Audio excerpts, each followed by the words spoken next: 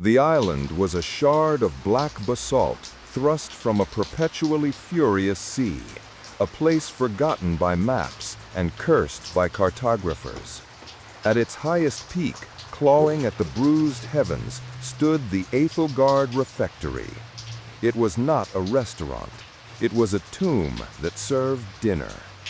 Once a monastery for an ascetic order that worshipped starvation, its bones had been repurposed by a far more demanding faith: the art of the final exit. Here, La Société de la Morsure Finale, the Society of the Final Bite, convened. Its members were the ghosts in the machine of global politics, the silent vectors of change in corporate empires, the artists whose medium was mortality. They were the world's most elite assassins, and their initiation was a legend whispered in the darkest corners of the intelligence community. A 7-course meal. Subject designation Kalen, last survivor of the Cerberus Protocol, felt the cold spray of the Atlantic lash his face as the Grav skiff cut through the churning waves. The skiff's pilot, a gaunt figure wrapped in oilskins who called himself Sharon, hadn't spoken a word since they'd left the mainland. Kalen preferred the silence. It allowed him to calibrate. He closed his eyes, not to rest, but to see. His neural interface, the codex, spooled lines of silver data across his vision. He ran a diagnostic on his own biology. Endocrine levels, nominal. Cellular regeneration rate, optimal. Toxin filtration subsystems in his liver and kidneys, on standby, humming with latent energy. He was a weapon, forged in the gene vats and cybernetic forges of the Omnicorp wars. His body was not flesh and blood in the conventional sense. It was a battle suit woven from bespoke DNA and reinforced with a carbon nanofiber skeleton. His senses were instruments capable of detecting chemical compositions down to the parts per billion. He was designed to survive the unsurvivable. But the Society's menu was not written for soldiers. It was written for connoisseurs of death. The skiff docked with a groan of stressed metal. Sharon gestured with a skeletal hand toward a flight of steps carved into the rock face. The mate awaits. Kalen ascended. The wind shrieked, tearing at his severe black sin fabric coat. The refectory loomed, a Gothic monstrosity of pointed arches and leering gargoyles, their stone faces eroded by centuries of salt and sorrow. The massive oak doors, bound in iron, swung open of their own accord, revealing a hall that was less a foyer and more a sepulchre. The air was thick with the scent of beeswax, ancient stone, and something else, something cold and metallic, like old blood. He was led not to a dining room, but to an antechamber. In each alcove stood a figure, motionless and silent, their faces obscured by shadow. These were the members. He could feel their gazes upon him, not as eyes, but as pressure points on his soul. The codex flared with warnings, identifying faint biosignatures, exotic cybernetics, the subtle hum of personal shield emitters. These were not people. They were apex predators. A figure detached itself from the deepest shadow. He was tall, impossibly thin, and wore the severe high-collared attire of a head waiter from a forgotten era. His face was a mask of placid cruelty, his eyes the color of a winter sky. "I am Cain," he said, his voice a low, resonant hum that seemed to vibrate in Kalen's domes. "Maître d'hôtel of this humble establishment. You seek a seat at our table." It was not a question. "I do," Kalen replied, his own voice a low, gravelly monotone, the product of a vocal cord replacement. Membership is exclusive, Kane continued, circling him like a shark.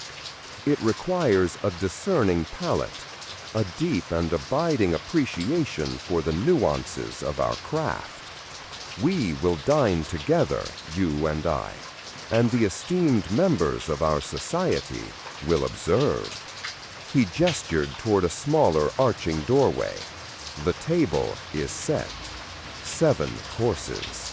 With each, you will be served one of the great masterpieces of the toxicological arts. You will savor it. You will allow it to express itself upon your being. And then you will name it.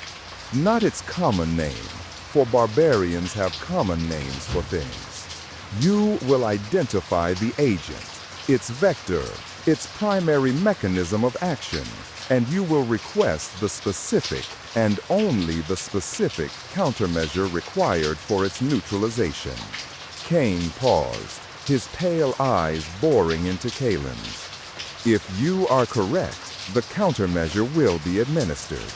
If you are imprecise in even the slightest detail, we will not be troubled by your presence for dessert.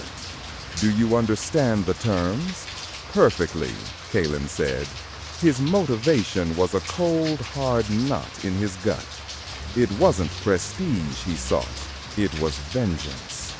One of the phantoms in these alcoves had orchestrated the fall of the Cerberus Protocol, had fed his entire unit into a meat grinder for political gain. He was here to join them, to learn their faces, and then, one by one, to add their names to the long list of the dead. But first, he had to survive dinner. Kane smiled, a fractional upturn of his lips that held no warmth. Excellent. Let us begin. First course, the apéritif. Consommé d'étoiles mortes. The dining chamber was a circle of polished obsidian. A single, round table of the same material sat at its center, so black it seemed to swallow the light from the flickering candelabras. Kalen was seated. Across from him, Kane took his place. The other members remained in the shadows that clung to the circular walls, their presence a palpable weight. A server, as silent and gaunt as Charon, placed a small porcelain bowl before Kalen. It contained a clear, shimmering broth from which a faint, aromatic steam arose. Consommé of the Dead Star, Kane announced, a palate cleanser. Kalen picked up the silver spoon. His augmented senses went into overdrive. The codex scrolled data across his inner vision. Aroma analysis, notes of saffron, star anise, kombu seaweed, and a faint, almost imperceptible trace of ozone and bitter almonds. He dipped the spoon into the liquid and brought it to his lips. The flavor was exquisite, a wave of umami warmth that spread across his tongue, followed by a delicate floral aftertaste. It was the most delicious thing he had ever tasted, and the most dangerous. He took a second sip, letting the consommé coat his mouth, analyzing, parsing. The codex cross-referenced the flavor profile with its vast library of toxins. Nothing. It was just soup. And then it began. It was not a pain. It was a shift. The steady, rhythmic flicker of the candles began to slow. The drip of water somewhere in the stone halls seemed to stretch, each drop taking an eternity to fall. Kane's face across the table seemed to momentarily ripple, the edges of his form blurring into the oppressive darkness. Kalen's internal chronometer, a military-grade implant accurate to the nanosecond, began to lag. 1 second of real time felt like 10, then 20. His own thoughts became labyrinthine, each one a long, winding corridor. perceptual distortion, his mind raced, the thought itself feeling slow and deliberate. Not a conventional neurotoxin, no paralysis, no pain. It targets the processing centers of the brain, specifically the perception of temporal flow. He felt a subtle, cold tingling at the base of his skull, the point where his neurointerface connected with his organic brain. The agent was piggybacking on his own technology, using his enhancements against him. It was elegant, insidious. He had to fight through the molasses-like drag of his own consciousness. He focused, pushing his biofeedback training to its limit, forcing his mind to operate at its designated clock speed, even as the world outside seemed to grind to a halt. The faces in the shadows watched, impassive, judging his struggle. He set the spoon down with a quiet click that seemed to echo for an age. He looked at Kane, whose slight smile seemed frozen on his face. "The agent," Kalen began, his voice steady despite the temporal chaos in his head, "is a psychoactive mimetic nanite. Class, chronodisruptor. Nickname, synaptic drift." A flicker of something, surprise, respect, in Kane's eyes. "Its vector is inhalation of the vapor and absorption through the soft palate," Kalen continued. "The nanites are keyed to the resonant frequency of standard neural lace technology, using it as a beachhead to infiltrate the hippocampus and the parietal lobe. Mechanism of action: it desynchronizes the brain's internal clock by disrupting the electrochemical signals that regulate temporal perception." He took a slow, deliberate breath. The silence in the room was absolute, a held breath. "The countermeasure," Kalen stated, "is a targeted electromagnetic pulse, calibrated to 7.3 terahertz. It will deactivate the nanite's power source without frying my own implants." Kane's smile widened, becoming genuine for the first time. "Precisely," he purred. He snapped his fingers. The silent server reappeared, holding a silver stylus. He pressed it to the base of Kalen's skull. There was a faint, painless click, and a wave of pure static washed through Kalen's mind. Instantly, the world snapped back into focus. The candles flickered at their normal speed. The dripping water was a swift, rhythmic beat. Time was whole again. The lingering taste in his mouth was no longer of saffron and stars, but of cold, sterile defeat for the poison. He had survived the first course. Second course, the fruits de mer. L'huître du Léviathan. The bowl was cleared away. A new plate was set before him, this one of chilled, dark marble. On a bed of shimmering black sea salt rested a single, colossal oyster. Its shell was a swirl of iridescent blues and greens, its flesh plump and glistening with brine. "The Leviathan's oyster," Kane said, his voice laced with theatrical reverence. "Harvested from the Mariana Trench, from thence where life takes on stranger forms." Kalen's olfactory sensors were already screaming warnings. Beneath the clean, briny scent of the ocean was a sharper, more aggressive aroma.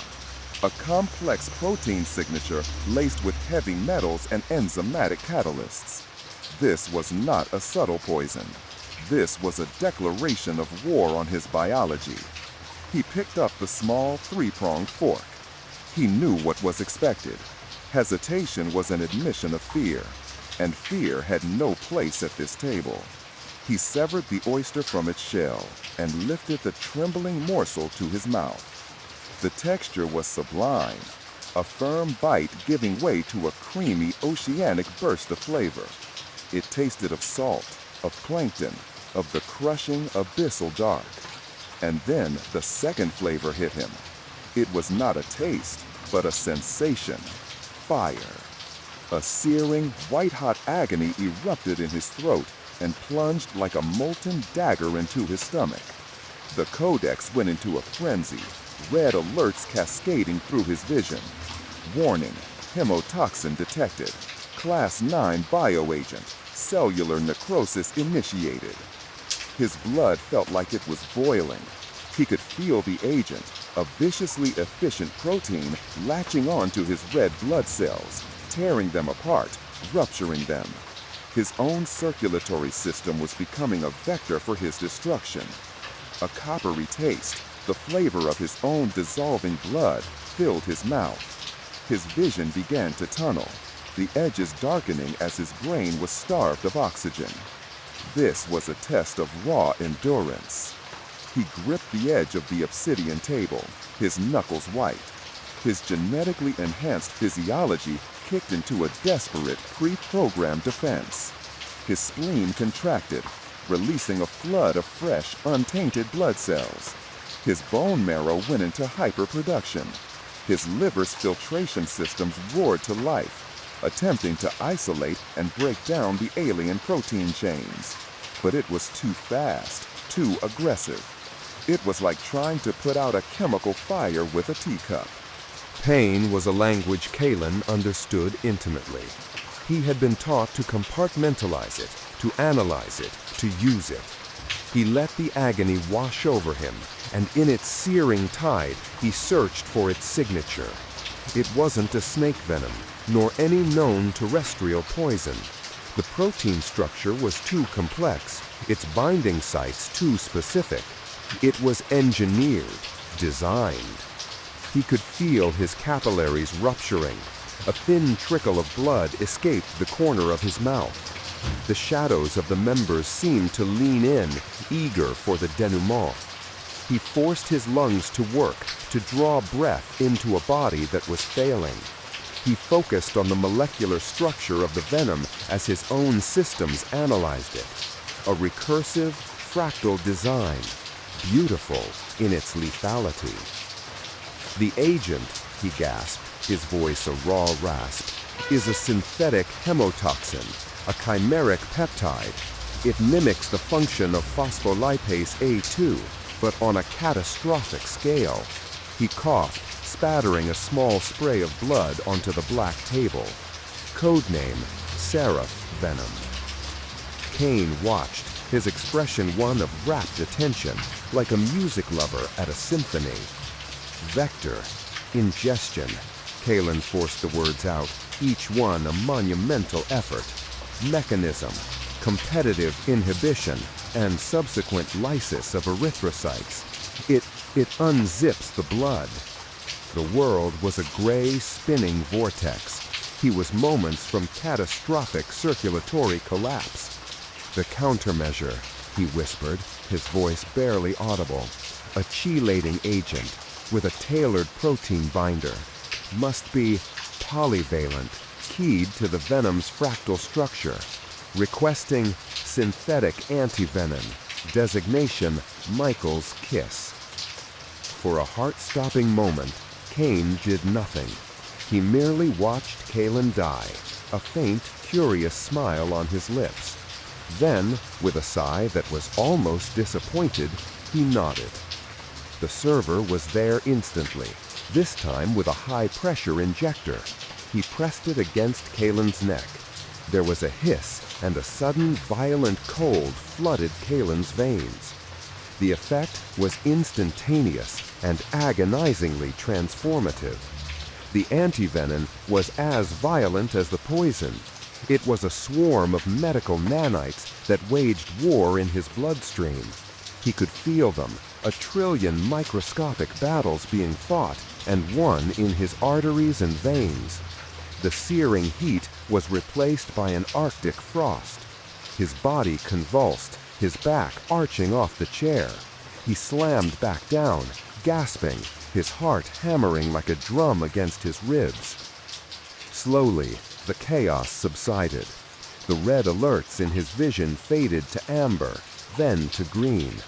Oxygenated blood began to flow to his brain again. The pain receded, leaving behind a deep, resonant ache and the metallic taste of the cure. He sat, breathing heavily, sweat beading on his forehead. He had looked into the abyss and, for the second time, had stepped back from the edge. He wiped the blood from his lips with the back of his hand and met Kane's gaze. There was a new light in the Matris' eyes, a dangerous, predatory respect. Between the second and third course, there was a pause, a respite. A single glass of water, so pure it tasted sweet, was placed before him. Kalen drank, flushing the lingering taste of blood and chemicals from his mouth. He used the moment to observe, to continue his true mission. The members remained in the shadows, but he could now discern more about them. One was massive, a mountain of cybernetically augmented muscle. Another was slight, her form almost lost in the gloom, but the air around her seemed to shimmer with the heat of a powerful energy source. And then there was one who sat utterly still, his presence so faint he was almost not there at all. Kalen's codex tagged him with the designation, the Ghost. It was another figure, however, that drew his attention. A man in the far shadows was polishing a small, intricate silver object. It was a locket, and as it caught the candlelight, Kalen saw the engraving on its surface. It was a serpent eating its own tail, an Ouroboros. A memory, fragmented and brutal, flashed through Kalen's mind. A burning battlefield on a forgotten moon, the screams of his comrades over the comms, and that same symbol, the Ouroboros, emblazoned on the flank of the enemy war machine that had slaughtered his unit. The intelligence had called the attack a random insurgent action, but it had been too clean, too precise, an assassination on a grand scale. Kalen stared at the figure, his heart turning to a cold, heavy stone in his chest. The man with the locket, the alchemist. Kalen had found his target. The rage that had simmered for years now had a face, shrouded in shadow though it was. It gave him strength. He would not fail this test. He would earn his seat at the table, and from that seat, he would orchestrate the alchemist's ruin. Third course, the volaille, le poussin en sarcophage. The third plate was a work of art. A small, deboned poussin, a young chicken, had been roasted to a perfect golden brown. It was presented resting inside a delicate, latticed sarcophagus of spun sugar, garnished with microgreens and a single glistening cherry. Alongside it, a crystal goblet was filled with a deep ruby red wine. The chicken in a sarcophagus, Kalen explained, a dish that speaks of innocence and entrapment. Kalen's senses swept over the dish. The poussin itself smelled clean, roasting herbs, butter, salt, nothing more. The spun sugar was just that, sugar. The greens were fresh. He was cautious. After the subtlety of the first course and the brutality of the second, the third would be a test of intellect, a puzzle. He used his fork to break through the sugar cage. It shattered with a satisfying crackle. He cut a small piece of the chicken, making sure to include a bit of the crispy skin. He brought it to his mouth. The taste was divine, succulent, tender, perfectly seasoned. He chewed slowly, his internal sensors analyzing the food's composition as it broke down. Nothing. No foreign proteins, no synthetic agents, no nanites. He swallowed. And nothing happened. He waited. He monitored his own vitals. Heart rate steady, blood pressure normal, neurological activity unchanged. It was just chicken. This, Kalen knew, was the most dangerous moment yet. The absence of a threat was the threat. The society would not serve an unpoisoned course. The trap was elsewhere. He looked at the plate again. The greens? Unlikely to carry a payload of sufficient potency. The cherry? Possible, but cliché. His gaze fell upon the goblet of wine. It smelled of dark berries, of oak, of vanilla, of fine vintage. His codex analyzed the aromatic compounds, ethanol, tannins, esters, and something else. An inorganic molecule suspended in the liquid, a metallic salt, rhenium-based. On its own, harmless. Rhenium was used in high-temperature alloys. It was virtually inert in the human body. He thought back to the chicken. His analysis had been thorough, but he had been looking for an active poison. What if it wasn't active? What if it was merely one half of a whole? He focused his internal scanners, reanalyzing the trace elements in his own system from the morsel of chicken he'd consumed. He filtered out the background noise, the organic compounds, and there it was. A complex synthetic alkaloid, cleverly bonded to the fat molecules in the chicken skin. A molecule that was, in its current state, inert. An isomer designed to remain dormant until it came in contact with a specific catalyst. A catalyst like a rare metallic salt suspended in wine. A binary poison. Devious. The two components were harmless apart, but when they met in the warmth of his stomach, they would combine to create a carbamate nerve agent of terrifying potency. It would shut down his entire nervous system in seconds, paralyze his diaphragm, suffocate him from the inside out. Kalen allowed himself a moment of grim appreciation for the artistry. It was a beautiful trap. He looked up at Cain, who was watching him with an expression of intense curiosity. Kalen did not touch the wine. He carefully placed his knife and fork on the plate. The dish is a two-part binary agent, Kalen stated, his voice even. The primary agent is an inert organophosphate, isomer 11B, bound to the lipids in the Poussin's skin. It is the innocence in the sarcophagus. He then gestured toward the goblet.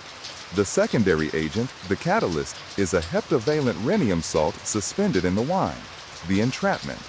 When combined in the digestive tract, the rhenium salt cleaves the protective bond on the isomer, activating it. Mechanism of action: irreversible acetylcholinesterase inhibition. Complete and total neuromuscular shutdown. The silence that followed was different this time. It was heavier, filled with a grudging consensus. He had not just identified the poison, he had deciphered the riddle. He had appreciated the art. And the countermeasure? Cain asked, his voice a soft whisper. A dual-action request, Kalen said. First, a dose of prolitoxime, administered intravenously to reactivate the inhibited acetylcholinesterase. Second, a powerful atropine sulfate injection to block the muscarinic receptors and mitigate the effects of the agent that has already formed from the single bite I took. Cain stared at him for a long moment. Then he threw his head back and laughed. It was a shocking sound in the sepulchral silence, a dry, rasping bark that echoed off the obsidian walls. It was a sound devoid of humor and full of predatory glee. Brilliant, he hissed. Oh, brilliant. He made a gesture. The server appeared with a two-part kit. An IV needle was expertly slipped into Kalen's arm, and a moment later, the cool rush of the prolitoxime was followed by the fiery kick of the atropine. Kalen's heart rate spiked, his mouth went dry, but the creeping, phantom numbness that had begun to form in his extremities receded. 3 courses down, Cain said, his eyes gleaming in the candlelight. 4 to go. I do hope you have room for the main course. It is to die for. Kalen's gaze drifted back to the shadows, to the man with the Ouroboros locket, the alchemist. He had survived the poison of the body, the poison of the mind, and the poison of the intellect. But the poison in his soul, his burning hatred, and his need for revenge was still there. It was the one thing keeping him alive, and it was the one poison for which there was no countermeasure. 4th course, the entremet, le soufflé qui chuchote. The main dishes were cleared, and a peculiar silence descended. This was the midpoint, the fulcrum. What came next was an interlude, a sorbet or a light mousse, meant to cleanse the palate before the heavier courses to come. But here, in the Ethelgard refectory, cleansing was a complicated affair. The server placed a small silver dish before Kalen. On it sat a perfect miniature souffle, risen high above its ramekin, its surface a delicate, quivering brown. Steam rose from it, carrying a scent that was at once sweet and savory, with hints of cheese, herbs, and something else, something faintly floral and cloying, like lilies in a sick room. "The whispering souffle," Kane announced, a new predatory stillness in his demeanor. "It has a story to tell. You must listen closely." Kalen knew this was another misdirection. The poison so far had been chemical, nanotechnological, catalytic. They had attacked his body and his mind. What frontier was left to explore? He took a small silver spoon and pierced the souffle's airy crown. The structure collapsed with a soft sigh. He scooped up a small amount. It was light as air, a warm, savory cloud on his tongue. The taste was exquisite, Gruyere, thyme, a hint of nutmeg. But as he swallowed, he felt nothing. No pain, no perceptual distortion, no chemical reaction. He paused, spoon halfway to his mouth for a second bite, and focused every iota of his enhanced senses. The Codex ran frantic, deep-level diagnostics. No foreign agents detected, no anomalous proteins, no nanites. It was impossible.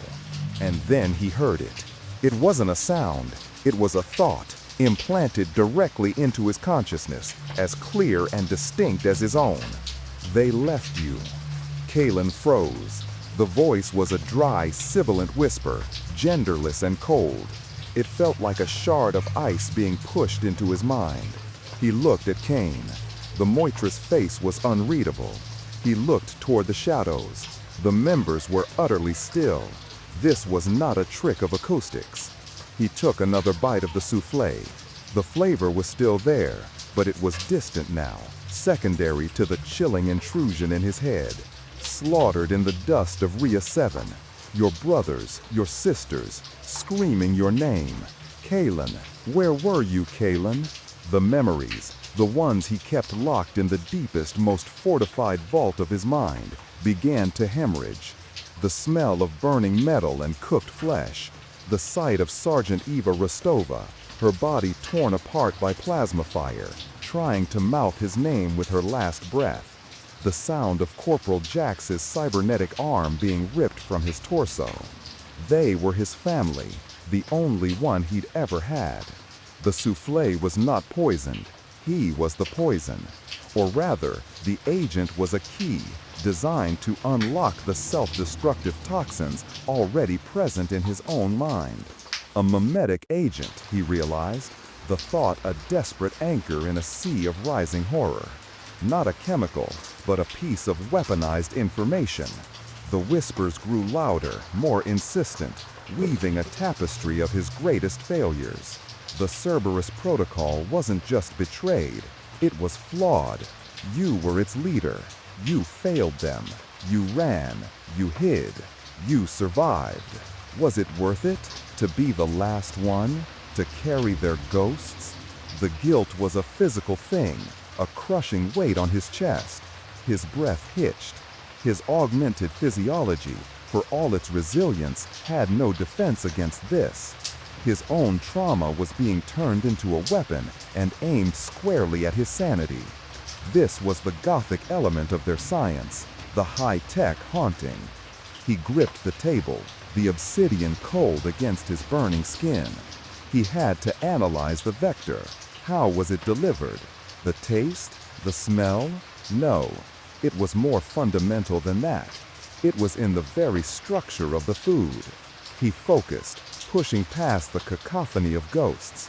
He forced the Codex to analyze the souffle on a subatomic level. The protein chains of the eggs, the crystalline structure of the cheese, there. A recursive data pattern, encoded into the prion-like folding of the albumin proteins. It wasn't a chemical agent, it was a carrier for a digital plague. When the proteins denatured in his digestive system, they released a low-frequency psychic signal, a complex data packet that resonated with the specific architecture of his neural lace. It wasn't a poison, it was a Trojan horse for his own memories. The mechanism was diabolical. It didn't introduce a new toxin. It amplified a pre-existing condition, his PTSD. The whispers were not an external transmission. They were his own subconscious, unlocked and weaponized. He fought for control, his military discipline a shield against the storm of self-loathing. He had to name it. He had to define it to defeat it. The agent, he said, his voice strained, tight with suppressed agony, is a Class 4 mimetic pathogen, a data construct encoded into misfolded protein chains. The whisper screamed at him, telling him he was a fraud, a coward. He pushed on. Nickname, Echo Worm. He could feel the eyes of the alchemist on him from the shadows, could feel a cold amusement radiating from that direction. This was his work. This poison had his signature all over it. Cruel, precise, and deeply intimately personal. Vector, ingestion, and subsequent protein denaturation. The pathogen doesn't attack the body. It attacks the soul by unlocking and amplifying latent psychological trauma. Its mechanism is to create a feedback loop of guilt and fear, leading to catatonic paralysis or suicide. The whispers reached a crescendo, screaming accusations, showing him the faces of his dead comrades, their eyes full of betrayal. He closed his own, his body trembling. The countermeasure, he gritted out, the words tasting like ash. A neural reboot, a hard reset of my short-term memory and emotional centers. It will require a full system shutdown and restart, a controlled crash. Code phrase, Leaf Protocol. Requesting a neural reboot was a tremendous risk. It would leave him vulnerable, his memory fragmented for several crucial minutes upon awakening. It was the closest thing to death he could volunteer for. Kane's expression was one of profound fascination. You would consent to such a violation? To have your mind wiped clean, even for a moment? Better a clean slate, Kalen breathed, than a slate scrawled with the names of the dead by another's hand. Kane nodded slowly, a king granting a terrible boon. So be it. The server approached, this time holding not a needle or a stylus, but a small black device that resembled a tuning fork. He placed the two prongs on either side of Kalen's temples. Kalen braced himself. The last thing he saw before the world dissolved into black static was the faint glint of candlelight on the alchemist's Ouroboros locket. The last thought he had was not one of fear, but of cold, pure, unadulterated hatred. I will survive this, and then I will come for you. Then nothing. Fifth course, the pièce de résistance, cœur de golem, saignant. Consciousness returned not as a gentle dawn, but as a system crash.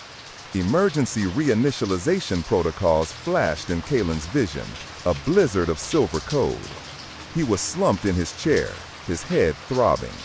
His short-term memory was a scorched earth. The last few minutes were gone, replaced by the ghost ache of a forced shutdown. But the deep memories, the ones that truly defined him, the fire, the betrayal, the faces of the dead, remained. The Leaf Protocol had excised the infection, but the scars remained. He straightened up, the movement stiff. The souffle was gone. Before him was the main course. It was a slab of meat, dark and forbidding, sitting in a pool of what looked like blood. It was seared on the outside, but clearly raw, saignant within. The texture was strange, dense and fibrous, unlike any muscle tissue he had ever seen. The aroma was primal, earthy and rich, with an undercurrent of something deeply unsettling, like wet clay and ozone. The heart of a golem, Kane said, his voice taking on the tone of a high priest at a sacrifice. This is a test of philosophy as much as physiology. Kalen knew this was a turning point. The poisons were escalating in their esoteric nature. He cut a small piece of the heart. The knife met with unusual resistance. The flesh was unnaturally dense. He put the piece in his mouth. It did not taste like meat. It had no flavor at all. The texture was gritty, like fine sand, and it had a strange, vibratory quality on his tongue. It felt alive, not in a biological sense, but in a mechanical one. As he swallowed, the true nature of the course revealed itself. A cold, heavy weight settled in his stomach, and then it began to spread. It was not a chemical reaction, it was a physical one. The codex screamed. Foreign object detected. Nanite replication initiated. Grey goo scenario imminent. The meat was a dense block of inert utility nanites, programmed with a single, terrifying directive: consume and replicate.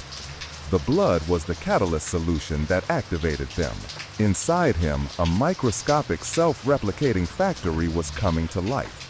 It was consuming his own tissues at a molecular level, breaking them down into their constituent atoms, carbon, hydrogen, oxygen, and using them as raw materials to build more of itself.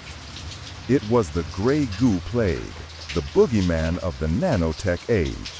An unstoppable, exponential conversion of matter from one state to another, from kaolin to dust. The pain was a deep, grinding horror.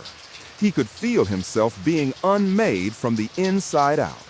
His stomach lining, his intestines, the very cells of his being were being disassembled. This wasn't poison, this was deconstruction. He had seconds. Exponential replication was unforgiving. 2 nanites became 4. 4 became 16. 16 became 256.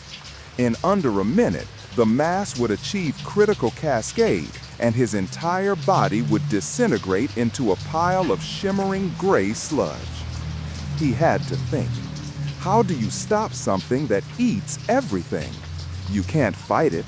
You can't neutralize it. You have to talk to it.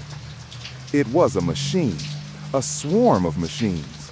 It had programming. There had to be a shutdown code. But there was no time to ask for one. He had to find it himself. He opened a direct channel from his codex to the burgeoning nanite swarm inside him. It was a desperate gamble, like trying to shout down a hurricane. He pushed his own consciousness into the chaotic, buzzing network of the Grey Goo, a sliver of order in a maelstrom of entropy. He was inundated with the swarm's simple, brutal logic.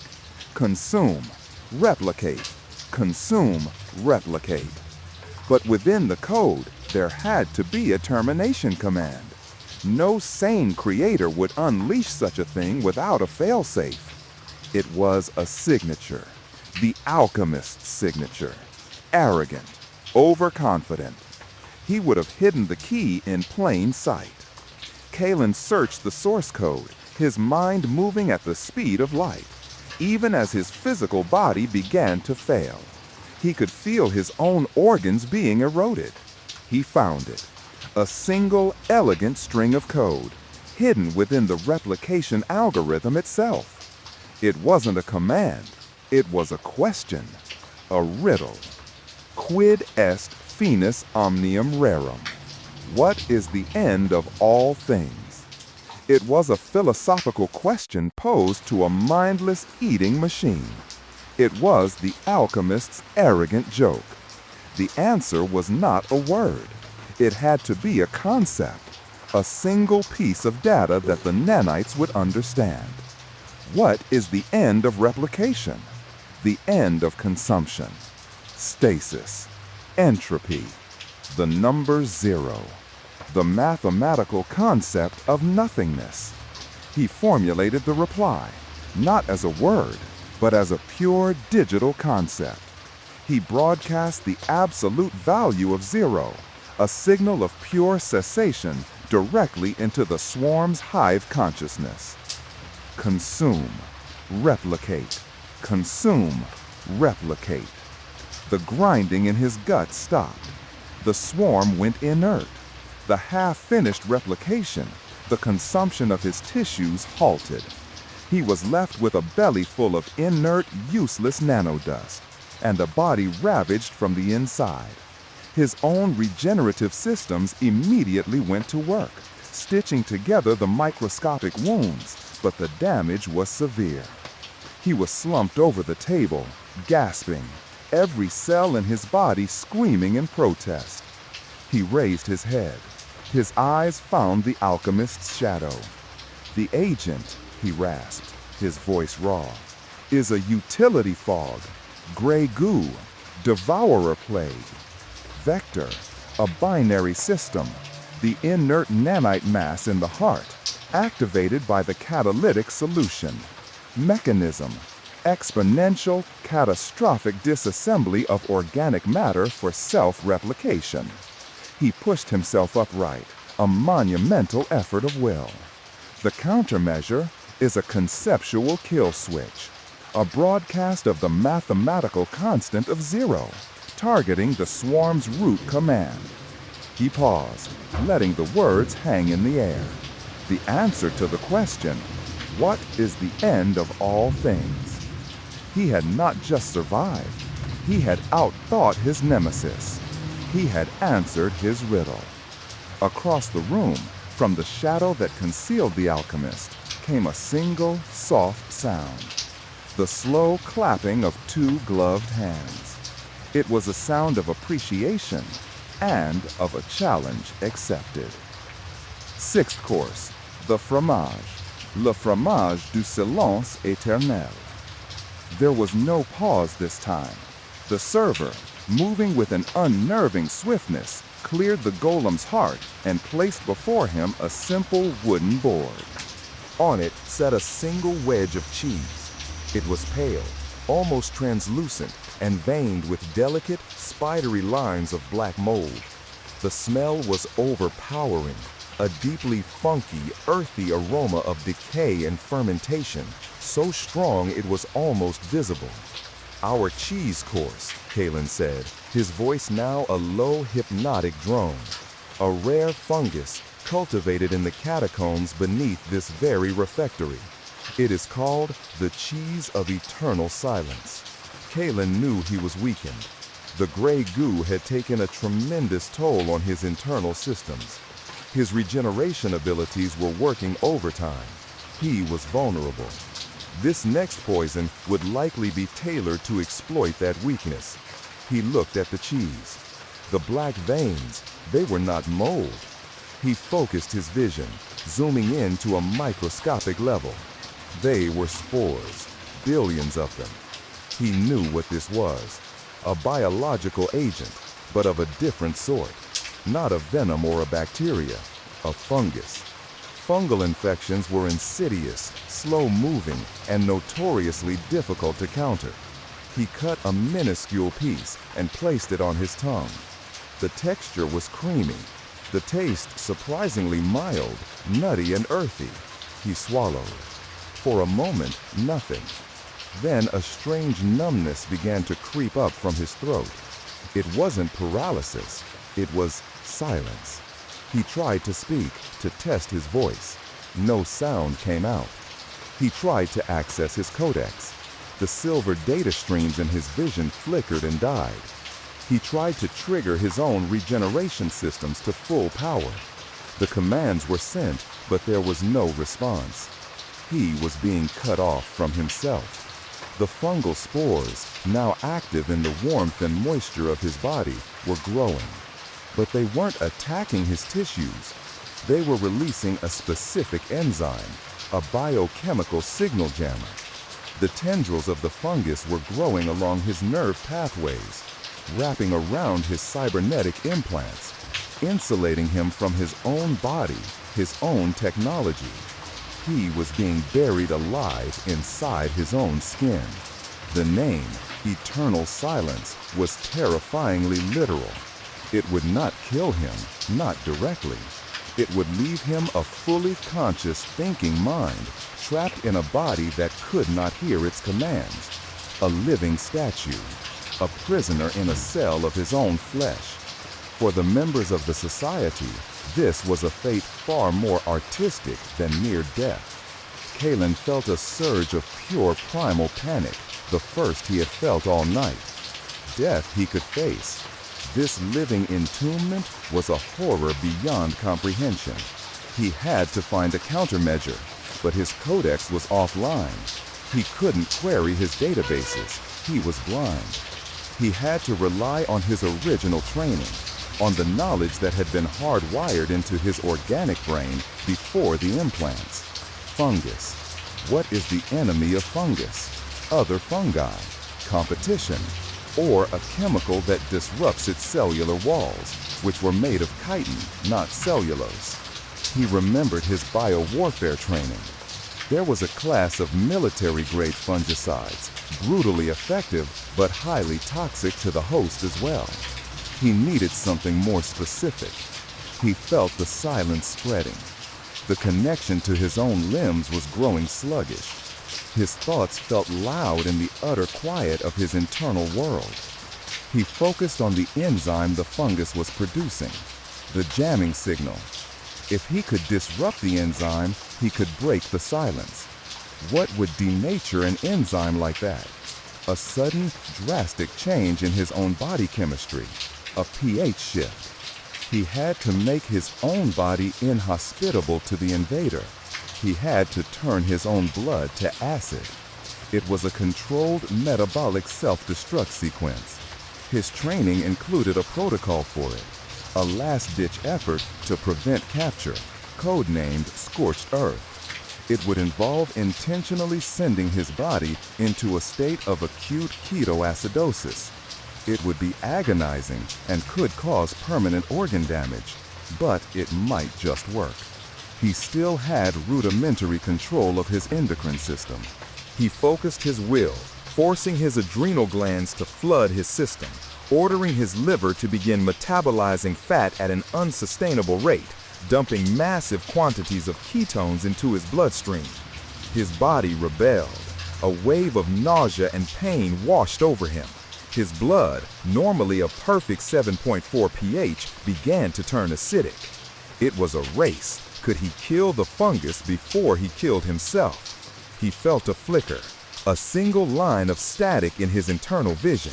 The jamming signal was weakening. He pushed harder, embracing the searing pain of his own self-poisoning. The static grew, resolving into a trickle of data. His codex was coming back online. He had just enough connection to formulate the request. He looked at Kane, his face a pale, sweat-sheened mask of agony. He couldn't speak, so he used the table. He tapped his finger, once, then twice, then 3 times. Morse code, the language of last resort. A, G, E, N, T, M, Y, C, O, T, O, X, I, N, N, E, U, R, O, I, H, N, I, B, I, T, O, R. He spelled it out, letter by agonizing letter. C, O, U, N, T, E, R, M, P, H, O, T, O, E, R, I, C, I, C, I, N, B, N, lip, O, S, O, A, D, E, L, I, V, E, and S, O, D, B, R, H, B, I, N, F, U, S, I, O, T, O, R, E, S, T, O, R, P, B, A, L, A, N, C, E. His tapping finger stilled. The effort had cost him the last of his strength.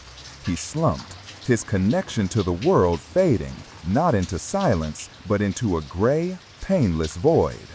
He was dimly aware of the server's expert movements, of a needle in his arm. A cool, soothing wave washed through his acidic blood, the sodium bicarbonate. Then came the second wave, the powerful antifungal, a targeted bomb that sought out and destroyed the chitinous walls of the invading organism. Slowly, the silence receded. The hum of his own systems returned, first as a whisper, then as a roar. The silver data streams of the codex flickered back to life.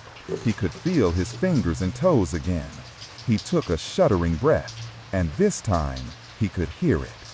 He had walked through the silent valley and come out the other side. Seventh course, the dessert. La Yarm d'Obsidienne. He was exhausted.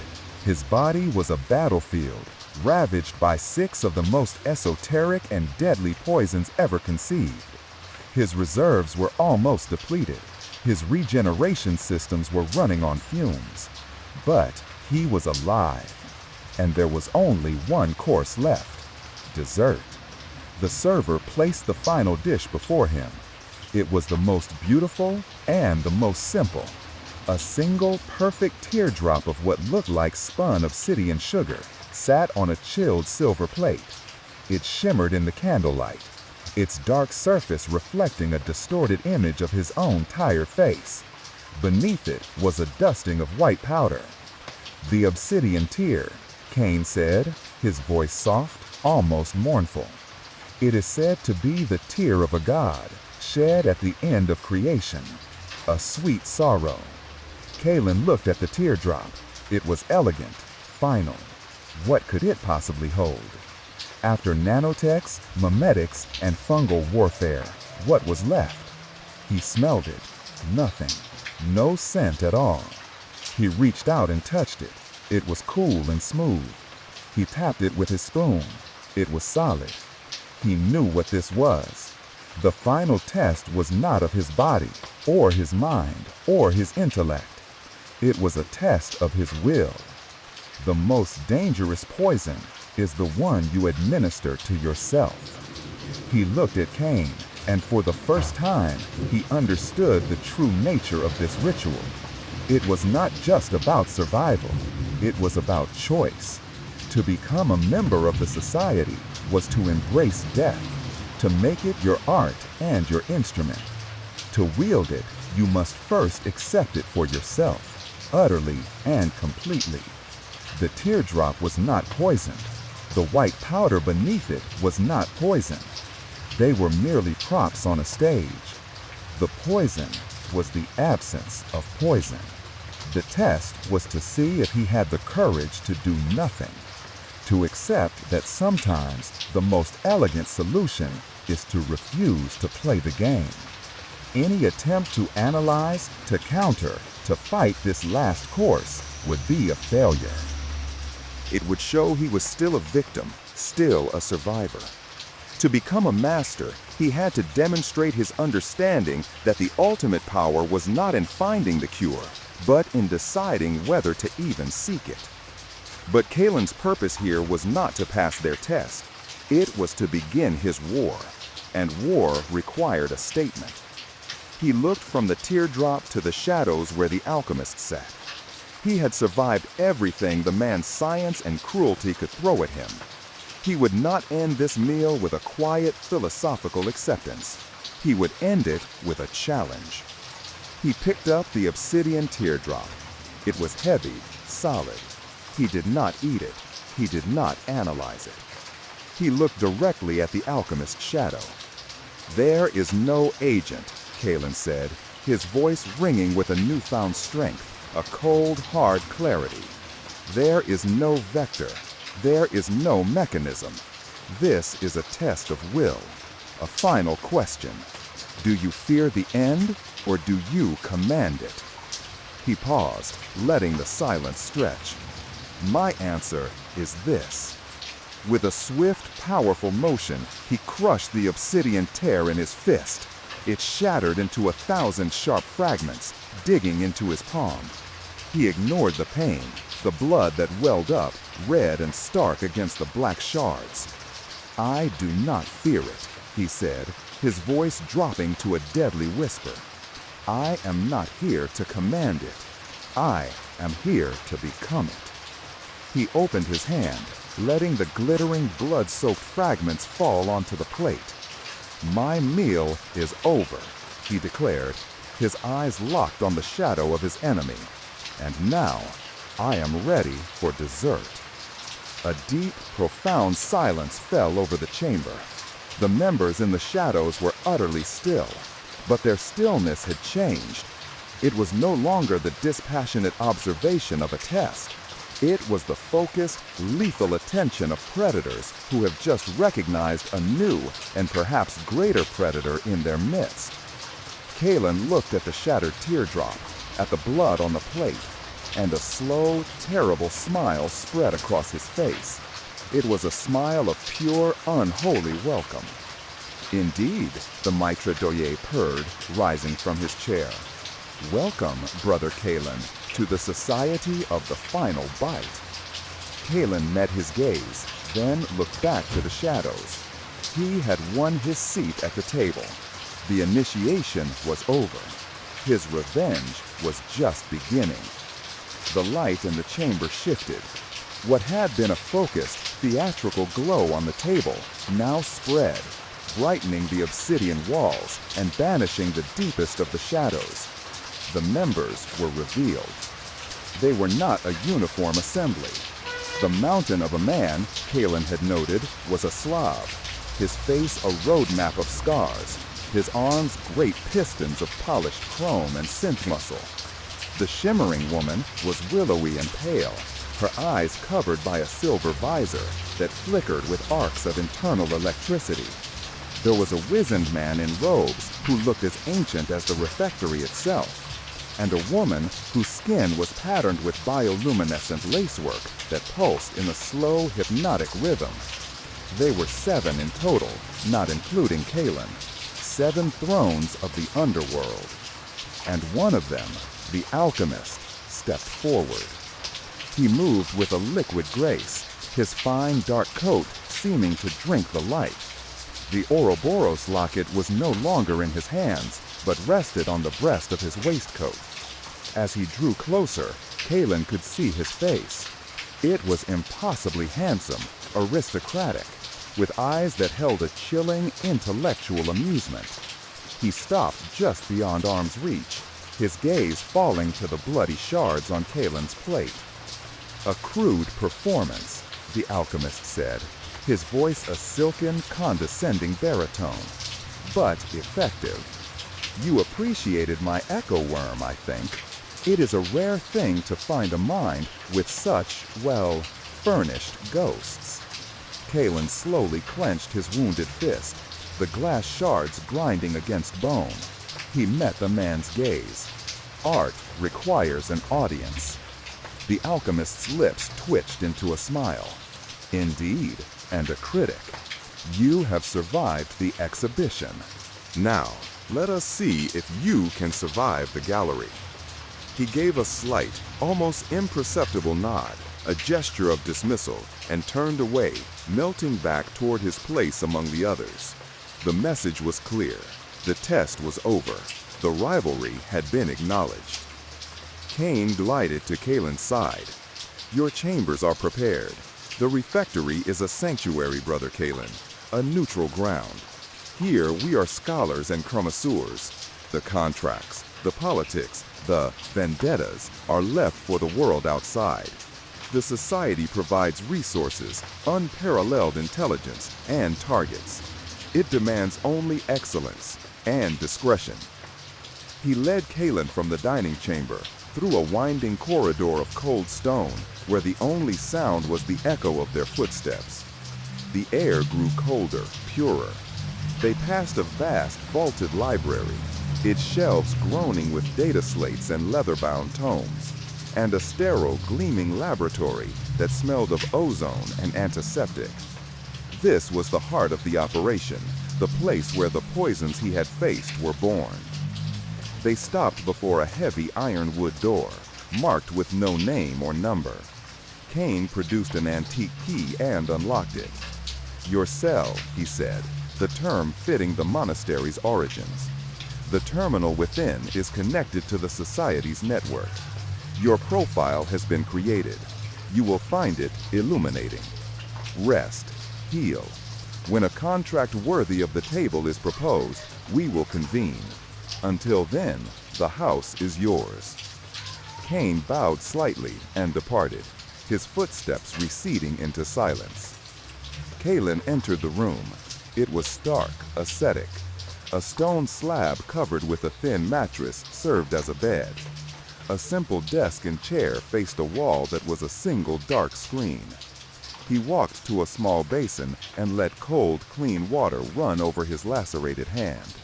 He methodically plucked each shard of obsidian from his flesh, his face impassive as his regeneration systems began the slow work of sealing the wounds. The pain was a good anchor. It was a reminder of the promise he had made, sealed in his own blood. He sat at the desk. The screen flickered to life, recognizing his biosignature.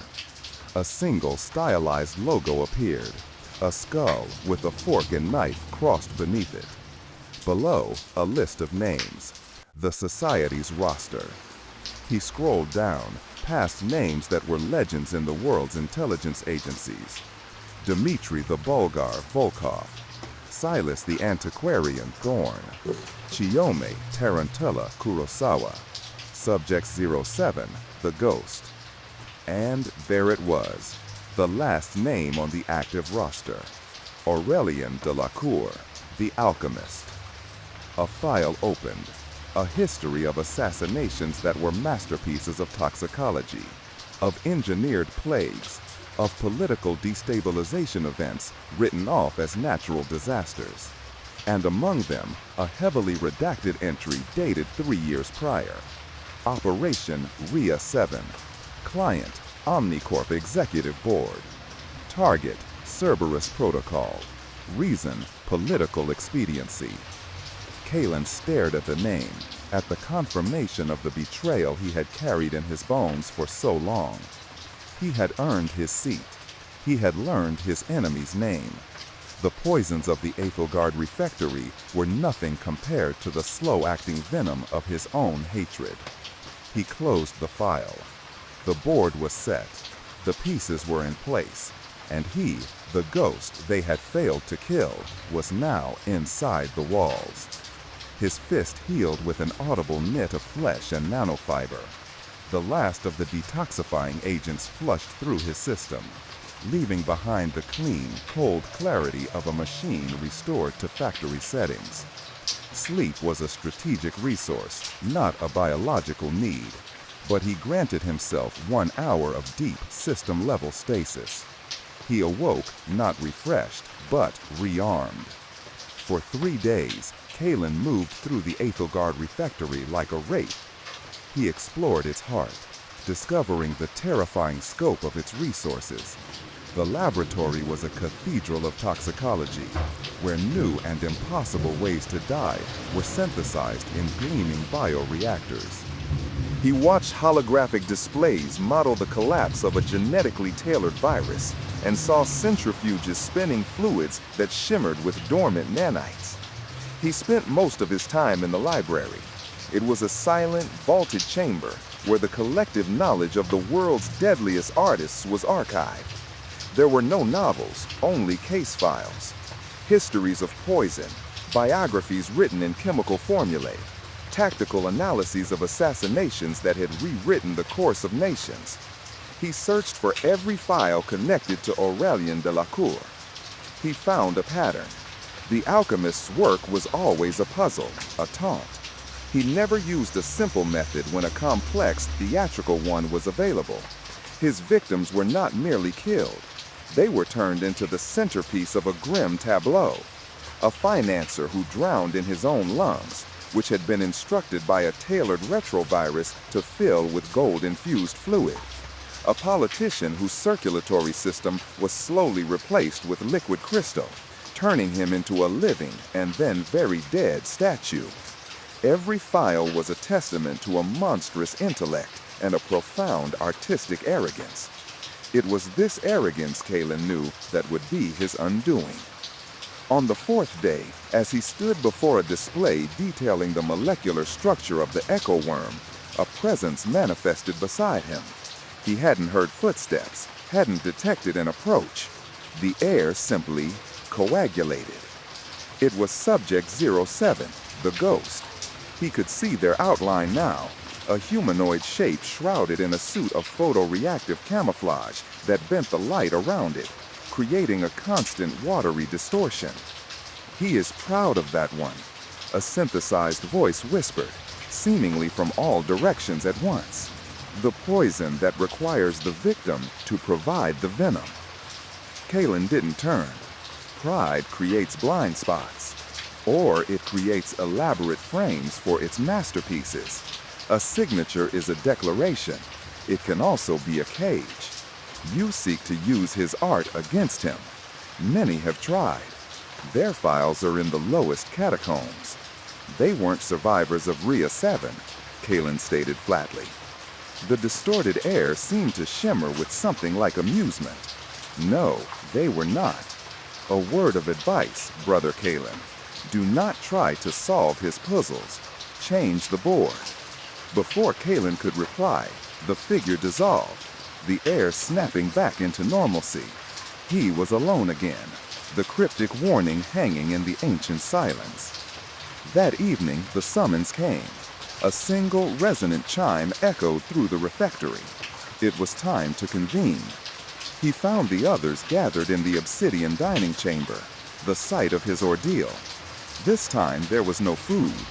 The 7 members were seated around a table, their faces illuminated by the stark, cold light of a central holographic projector. Kane stood at the head of the table, a master of ceremonies. Kalen took the single empty seat, the one opposite the alchemist. Aurelian Delacour acknowledged him with a look of bored disdain, his fingers steepled before him. "A contract has been tendered," Kane began, his voice filling the room. "The client is significant. The target, challenging." The projector flared to life, showing the image of a man. He was old, with a wild mane of white hair, and eyes that burned with a feverish intensity. He was surrounded by a maelstrom of data and arcane-looking technology. "This is Corvin Tale, the architect of the GhostNet," Kane explained. "For 20 years, he was the world's foremost data rake. He built untraceable networks, digital sanctuaries for corporations, criminals, and revolutionaries. 5 years ago, he vanished. We have found him."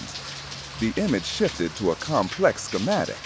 It showed a massive needle-like tower that pierced the toxic cloud layer of a ruined world.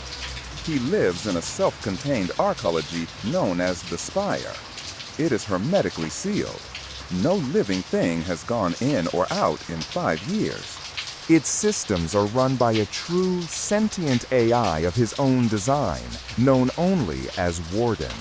All approaches are met with extreme prejudice.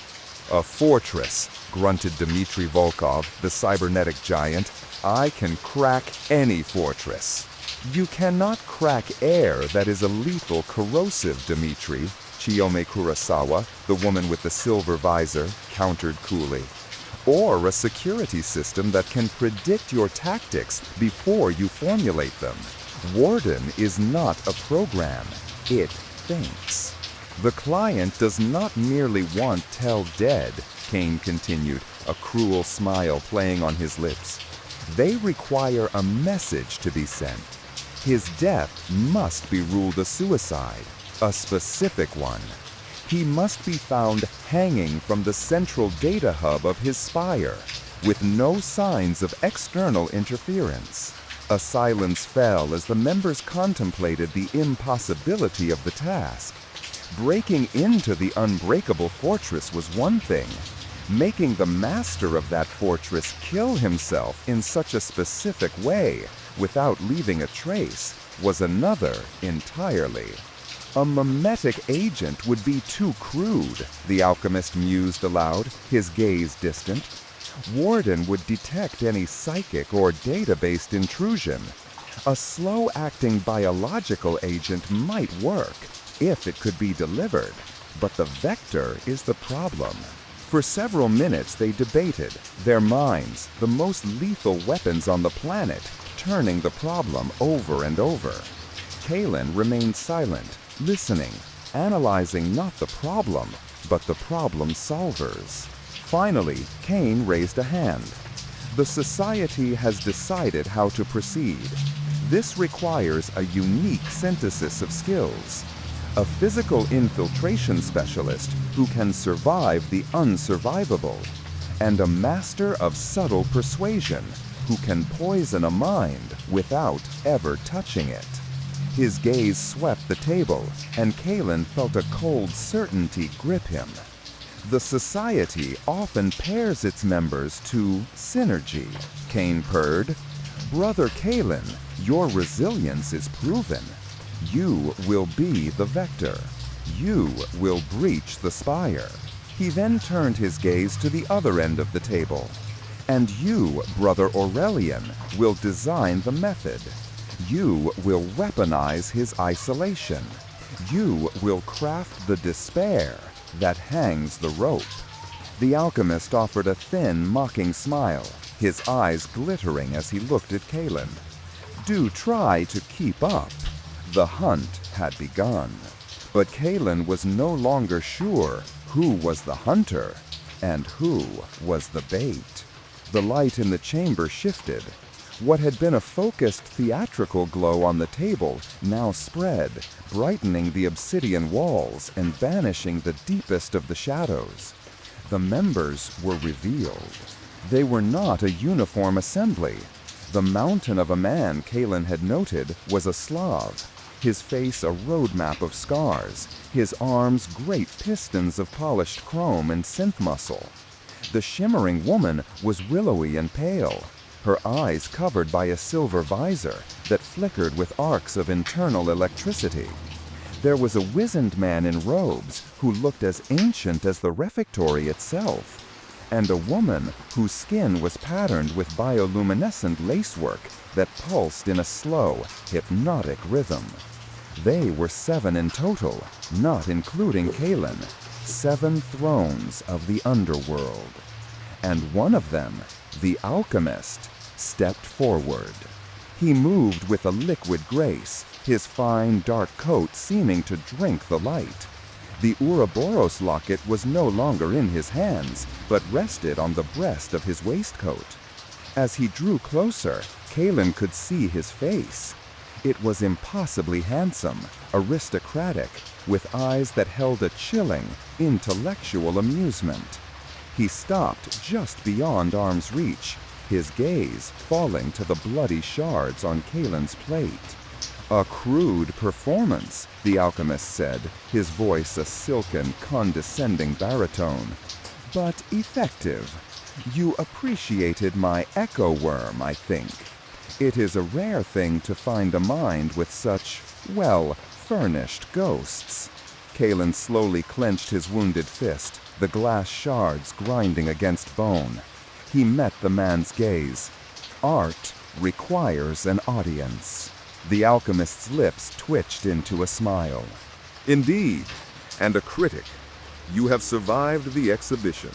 Now let us see if you can survive the gallery. He gave a slight, almost imperceptible nod, a gesture of dismissal, and turned away, melting back toward his place among the others. The message was clear. The test was over. The rivalry had been acknowledged. Kane glided to Kalen's side. Your chambers are prepared. The refectory is a sanctuary, Brother Kalen, a neutral ground. Here we are scholars and connoisseurs. The contracts, the politics, the vendettas are left for the world outside.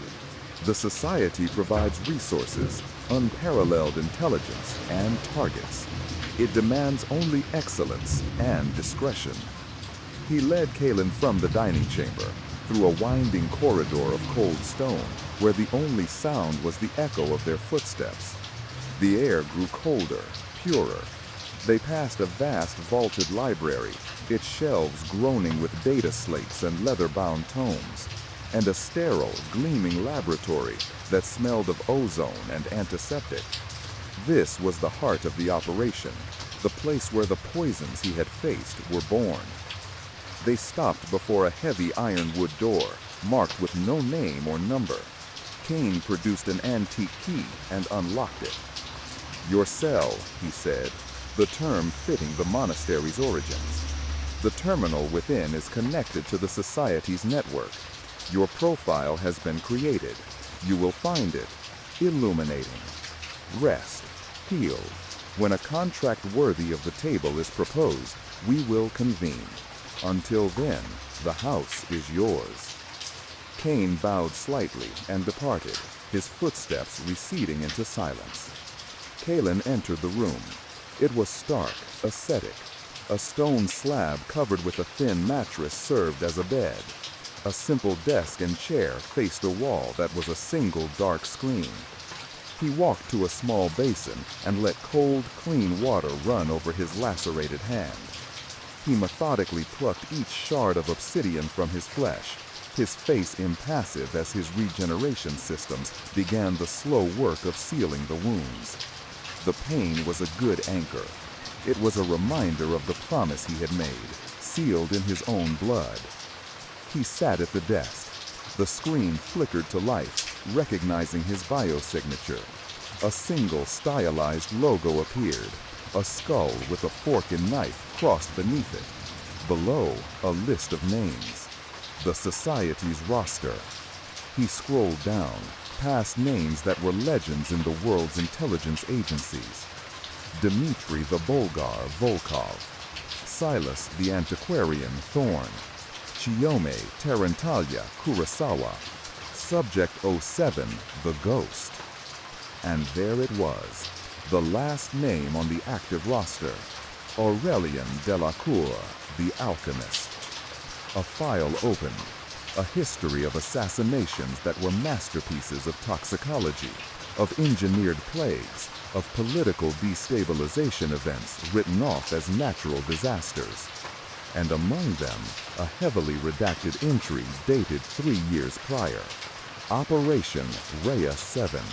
Client, Omnicorp Executive Board. Target, Cerberus Protocol Special Unit. Reason, political expediency. Kalen stared at the name, at the confirmation of the betrayal he had carried in his bones for so long. He had earned his seat. He had learned his enemy's name. The poisons of the Ethelgard refectory were nothing compared to the slow-acting venom of his own hatred. He closed the file. The board was set. The pieces were in place. And he, the ghost they had failed to kill, was now inside the walls. His fist healed with an audible knit of flesh and nanofiber. The last of the detoxifying agents flushed through his system, leaving behind the clean, cold clarity of a machine restored to factory settings. Sleep was a strategic resource, not a biological need, but he granted himself 1 hour of deep system-level stasis. He awoke not refreshed, but rearmed. For 3 days, Kalen moved through the Ethelgard refectory like a wraith. He explored its heart, discovering the terrifying scope of its resources. The laboratory was a cathedral of toxicology, where new and impossible ways to die were synthesized in gleaming bioreactors. He watched holographic displays model the collapse of a genetically tailored virus and saw centrifuges spinning fluids that shimmered with dormant nanites. He spent most of his time in the library. It was a silent, vaulted chamber where the collective knowledge of the world's deadliest artists was archived. There were no novels, only case files. Histories of poison, biographies written in chemical formula, tactical analyses of assassinations that had rewritten the course of nations. He searched for every file connected to Aurelian Delacour. He found a pattern. The alchemist's work was always a puzzle, a taunt. He never used a simple method when a complex, theatrical one was available. His victims were not merely killed, they were turned into the centerpiece of a grim tableau. A financier who drowned in his own lungs, which had been instructed by a tailored retrovirus to fill with gold-infused fluid. A politician whose circulatory system was slowly replaced with liquid crystal, turning him into a living and very dead statue. Every file was a testament to a monstrous intellect and a profound artistic arrogance. It was this arrogance Kalen knew that would be his undoing. On the fourth day, as he stood before a display detailing the molecular structure of the echo worm, a presence manifested beside him. He hadn't heard footsteps, hadn't detected an approach. The air simply coagulated. It was Subject 07, the ghost. He could see their outline now, a humanoid shape shrouded in a suit of photoreactive camouflage that bent the light around it, creating a constant, watery distortion. "He is proud of that one," a synthesized voice whispered, seemingly from all directions at once. "The poison that requires the victim to provide the venom." Kalen didn't turn. Pride creates blind spots. Or it creates elaborate frames for its masterpieces, the ghost countered. A signature is a declaration. It can also be a cage. You seek to use his art against him. Many have tried. Their files are in the lowest catacombs. "They weren't survivors of Rhea 7, Kalen stated flatly. The distorted air seemed to shimmer with something like amusement. "No, they were not. A word of advice, Brother Kalen. Do not try to solve his puzzles. Change the board." Before Kalen could reply, the figure dissolved, the air snapping back into normalcy. He was alone again, the cryptic warning hanging in the ancient silence. That evening, the summons came.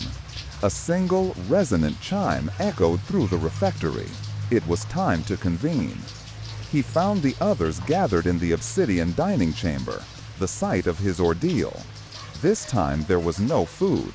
The 7 members were seated around the table, their faces illuminated by the stark, cold light of a central holographic projector. Kane stood at the head of the table, a master of ceremonies. Kalen took the single empty seat, the one opposite the alchemist. Aurelian Delacour acknowledged him with a look of bored disdain, his fingers steepled before him. "A contract has been tendered," Kane began, his voice filling the room. "The client is significant, the target challenging." The projector flared to life, showing the image of a man. He was old, with a wild mane of white hair and eyes that burned with a feverish intensity. He was surrounded by a maelstrom of data and arcane-looking technology. "This is Corvin Tell, the architect of the GhostNet," Kane explained. "For 20 years, he was the world's foremost data wraith. He built untraceable networks, digital sanctuaries for corporations, criminals, and revolutionaries. 5 years ago, he vanished. We have found him." The image shifted to a complex schematic. It showed a massive, needle-like tower that pierced the toxic cloud layer of a ruined world. He lives in a self-contained arcology known as the Spire. It is hermetically sealed. No living thing has gone in or out in 5 years. Its systems are run by a true sentient AI of his own design, known only as Warden. All approaches are met with extreme prejudice. "A fortress," grunted Dmitry Volkov, the cybernetic giant. "I can crack any fortress." "You cannot crack air that is a lethal corrosive, Dmitry," Chiyome Kurosawa, the woman with the silver visor, countered coolly. "Or a security system that can predict your tactics before you formulate them. Warden is not a program. It thinks." "The client does not merely want Tell dead," Kane continued, a cruel smile playing on his lips. "They require a message to be sent. His death must be ruled a suicide, a specific one. He must be found hanging from the central data hub of his spire, with no signs of external interference." A silence fell as the members contemplated the impossibility of the task. Breaking into the unbreakable fortress was one thing. Making the master of that fortress kill himself in such a specific way was another entirely. A mimetic agent would be too crude, the alchemist mused aloud, his gaze distant. Warden would detect any psychic or data-based intrusion.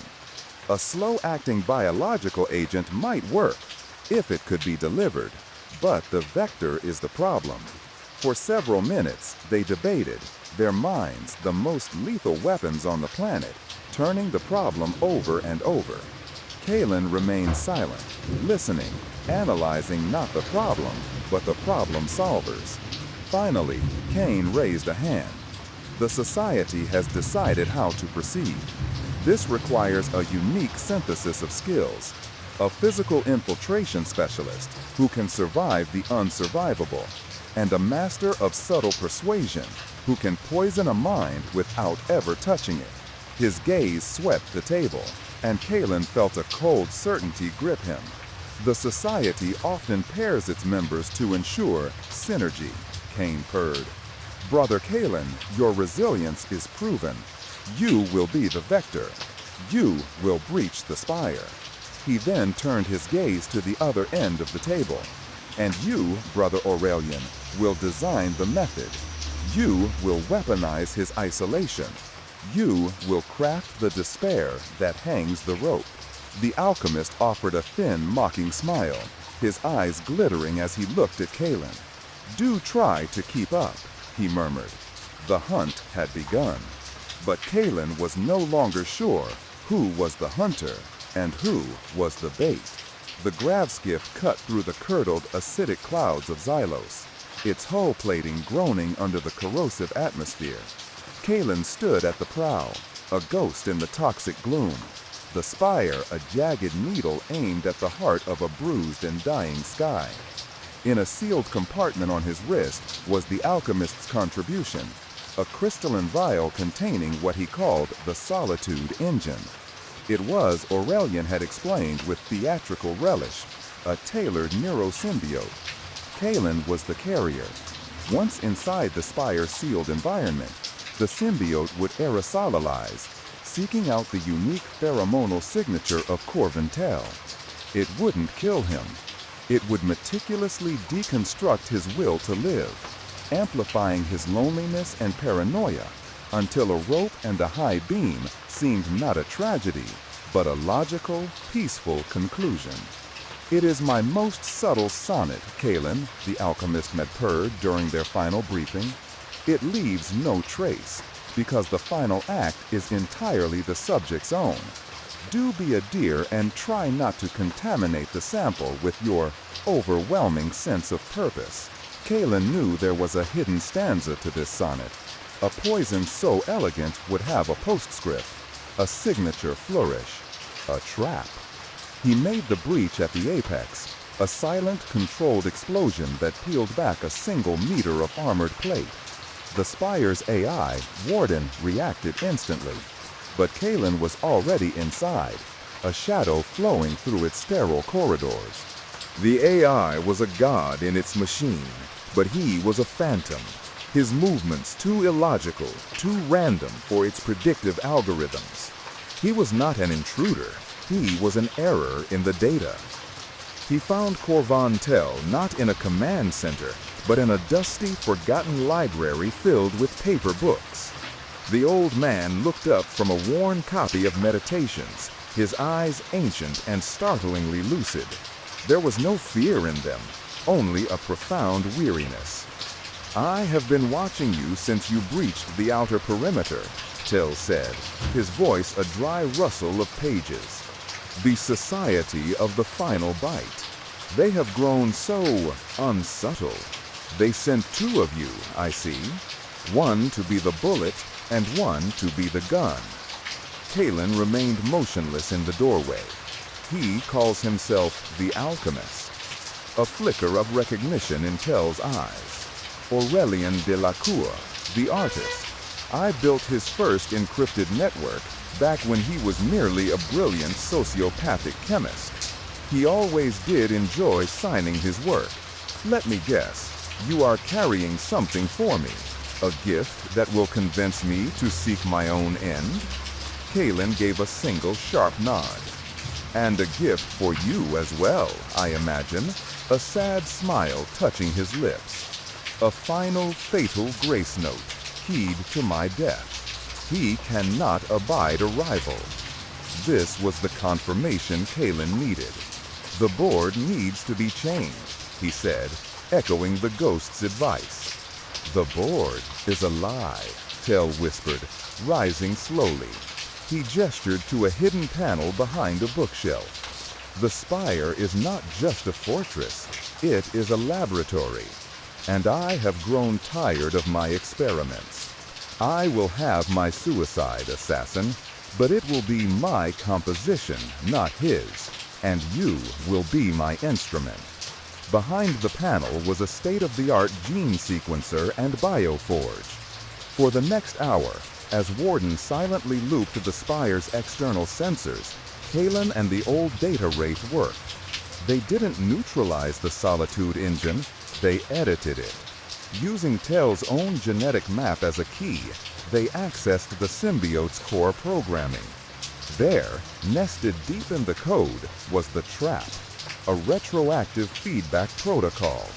Upon Tell's death, the symbiote would broadcast a single encrypted pulse, targeting the unique mitochondrial DNA of the carrier, Kalen, and triggering instantaneous total organ failure. With surgical precision, Kalen deleted his own mitochondrial signature and, using data from the Society's own unassailable network, which Tell had cracked years ago for his own amusement, he uploaded a new one, the Alchemist. Then, he changed the payload. It would no longer cause a simple brutish death. It would trigger a cascade failure of the victim's neurointerface, severing the connection between mind and body, but leaving the consciousness perfectly, horrifyingly intact. A permanent state of eternal silence. A truly artistic flourish. When they were done, Korvan Tell offered Kalen a small, grim smile. A masterpiece requires a worthy frame. He walked to the center of the data hub, a massive cathedral-like chamber, and with a calm finality, hanged himself. 2 days later, the Society convened in the Obsidian Dining Hall. The holographic projector displayed a single verified image. Korvan Tell dead, exactly as the contract stipulated. The client was satisfied. Payment had been rendered. Aurelien de la Cour lounged in his chair, a smug, proprietary smile on his face. He looked at Kalen, his eyes glittering with anticipation, waiting for the telltale sign of collapse, the final satisfying tremor of his rival's death. Kalen sat perfectly still, his face a mask of cold granite. He had purged the last of the modified symbiote from his system hours ago. He was clean. A flawless execution, Kynan announced, his voice resonating in the silent hall. A testament to the synergy of our new brother and the artistry of the alchemist. Indeed, Aurelien drawled, raising a glass of water, though the delivery system appears to be heartier than anticipated. No matter. The epilogue is often the most satisfying part. As he brought the glass to his lips, his hand froze. A faint, almost imperceptible tremor ran through his fingers. He frowned, a flicker of confusion crossing his perfect features. He tried to set the glass down, but his hand would not obey. It remained locked in place, an inch from his mouth. The Solitude engine was a masterpiece, Kalen said, his voice low and even, cutting through the silence. But every work of art can be edited. The alchemist's eyes widened. He tried to speak, but no sound came out. He tried to stand, but his body remained utterly, profoundly still. The only thing that could move were his eyes, and they were wide with a dawning, silent scream of pure terror. Kalen rose from his chair and walked slowly around the table until he stood behind the living statue that was his nemesis.